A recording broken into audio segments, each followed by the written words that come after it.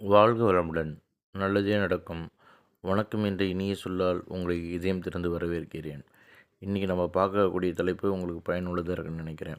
இன்றைக்கி நம்ம என்ன பார்க்க போகிறோம்னா சேவிங்ஸை பற்றி தான். சேவிங்ஸ்லேயே ஸ்டாக் மார்க்கெட்டில் இன்வெஸ்ட் பண்ணி அதில் எப்படி நம்ம லாபம் எடுக்கிறது அப்படின்னு சொல்லி என்னோடய செயலில் உங்களுக்கு நான் சொல்கிறேன். இது யாவும் என் தனிப்பட்ட ஒரு விருப்பமே. சரி வாங்க போகலாம்.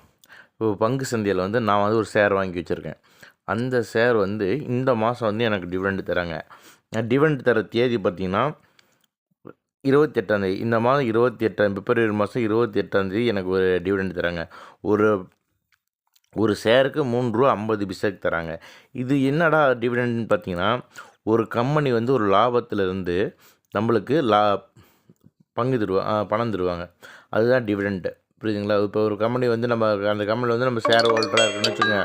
அந்த கம்பெனியை கம்பெனி லேர்ன் பண்ணுறாங்க, லேர்ன் பண்ணி சம்பாதிக்கிறாங்கன்னு பிஸ்னஸில் சம்பாதிக்கிறாங்க. சம்பாதிச்சு வரக்கூடிய லாபத்தில் என்ன பண்ணுவாங்க, நமக்கு ஷேரோ போனஸோ ஃப்ரிட்டோ இது மாதிரி என்ன பண்ணால் அறிவிச்சு நம்மளுக்கு தருவாங்க. இந்த தடவை நம்ம வாங்கி கூட கம்பெனி பார்த்திங்கன்னா, நான் வச்சுருக்க company power finance corporation company வச்சுருக்கேன். Large cap company. இது இந்த மாதம் பார்த்திங்கன்னா நம்மளுக்கு டிவிடெண்ட் தராங்க. டிவிடெண்ட் இது வருஷத்துக்கு பார்த்திங்கன்னா நல்லா கவனிக்க வேண்டிய விஷயம் பார்த்திங்கன்னா, வருஷத்துக்கு 5 தடவை டிவிடெண்ட் தரோம் இவங்க. புரியுதுங்களா?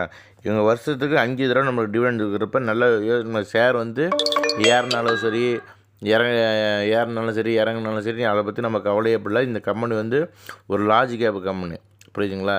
நான் நிறைய பேர் பார்த்திங்கன்னா டிவிடெண்டுக்காக இந்த ஷேர் நிறைய பேர் டிவிடெண்டுக்காக இதில் இன்வெஸ்ட் பண்ணேன். அதே ஒரு காரணத்துக்காக தான் நானும் என்ன பண்ணேன், டிவிடெண்டுக்காக நான் இந்த ஷேரில் இன்வெஸ்ட் பண்ணியிருக்கேன். புரியுதுங்களா? இது உங்களுக்கு பயனுள்ளதாக இருந்தால் இது பயன்படுத்துங்க. இது ஒரு நாலேஜ் பர்சனாக ஷேரிங் மட்டுமே தான். இது முழுக்க என்னோடய தனிப்பட்ட ஒரு விருப்பமே. வாழ்க வளமுடன். நல்லதே நடக்கும்.